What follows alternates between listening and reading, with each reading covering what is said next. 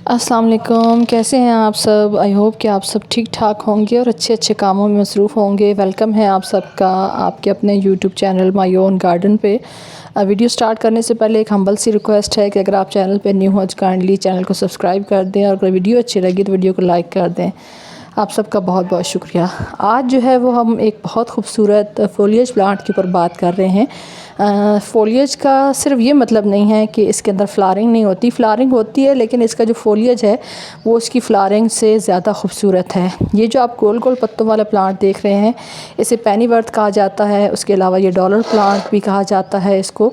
तो काफ़ी सारे इसके नेम्स हैं। तो अभी हम इसको ग्रो कर रहे हैं पानी के अंदर। ये वो प्लांट है जो पानी के अंदर बहुत खुश रहता है। और अगर हम आम तौर पे कहते हैं कि वेल ड्रेन सैंडी सॉइल के अंदर लगाएं तो इसके लिए ड्रेनेज सिस्टम बिल्कुल होना ज़रूरी नहीं है। यानी आप इसको एक ऐसे पॉट के अंदर लगाएं जिसमें कोई ड्रेनेज होल ना हो, तो ये बहुत अच्छे तरीके से ग्रोथ करता है। और अगर आप इसका पॉट 24 घंटे पानी से भरा हुआ रखें तब भी ये बहुत अच्छे तरीके से ग्रोथ करता है।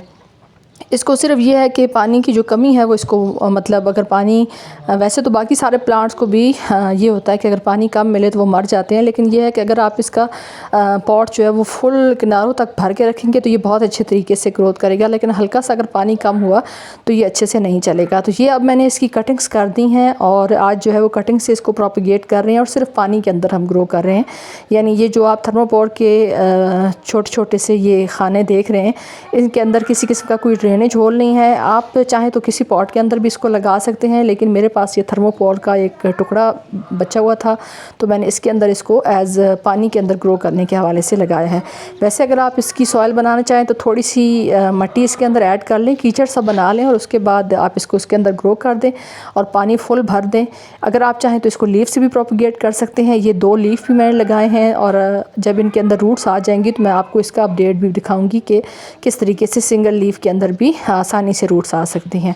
तो इसकी कोई ख़ास केयर नहीं करनी पड़ती, बस पानी जो है वो पॉट के अंदर भरा रहे और ड्रेनेज सिस्टम की भी ज़रूरत नहीं है। ड्रेनेज होल के बगैर जो पॉट्स हैं उनके अंदर आप लगा सकते हैं।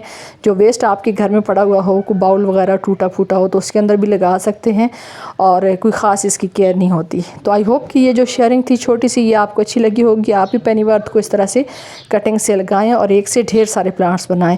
तो वीडियो अगर अच्छी लगी हो तो वीडियो को लाइक कर दें। Thanks for watching. अल्लाह हाफिज़।